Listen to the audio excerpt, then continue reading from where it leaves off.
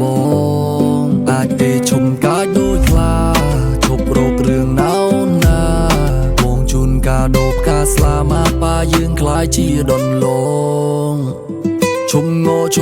ទៀតទៅនៅសម្លាញ់ពេលដែលញញឹមទៅមុខគួរស្រឡាញ់ពេលដែលរោគរឿងសំឡក់សំឡឹងពេលដែលលូនខឹងដឹងទេថាបងវិញខ្នាញ់ឆ្លោះពរកាយរោគរឿងធ្វើអីបើសុំបងបាយធ្វើអីគង់តែត្រូវពេលធ្វើអីមិនបានដូចចិត្តរោអ៊ូរោទាំថាឆាប់មួម៉ៅបានបងមិនបានបងដឹកចង់ហាក់តួរោគរឿងច្រើនយ៉ាងណាក៏នៅតែស្រឡាញ់ដឹងថាអូនខាងរោគរឿងព្រោះឡាប់ពុំមករឿងខ្លាំងយ៉ាងណាក៏បងនឹងថាស្រឡាញ់បងអាចទេលើពីសង្សារអាចទេអាចសន្យា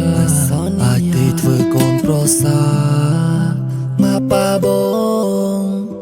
ដឹងថាពេលខំអូនតែងលើកលែងដឹងថាពេលខ្លាំងអូនយោមកលេងតែបងខ្លាចថ្ងៃមួយក្លូនខឹងមែនតែក្លូនជិះស្រឡាញ់ទៅស្រឡាញ់អ្នកផ្សេងលែងចង់តែកឡោចង់សួរថ្លៃទឹកដោ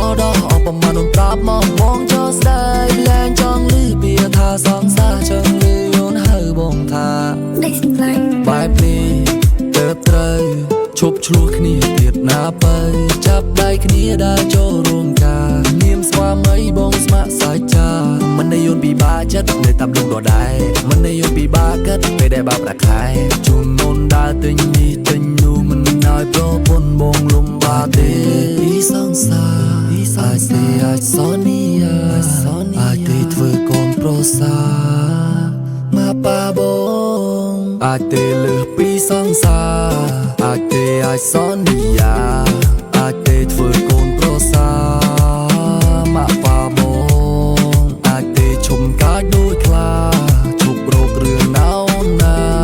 បងជូនកាដូផ្កាស្លាមកប៉ាយើងខ្លាយជាដុនលងអាចទេលើសពីសង្សារអាចទេអាចសន្យាអាចទេធ្វើកូនប្រសាមកប៉ាបង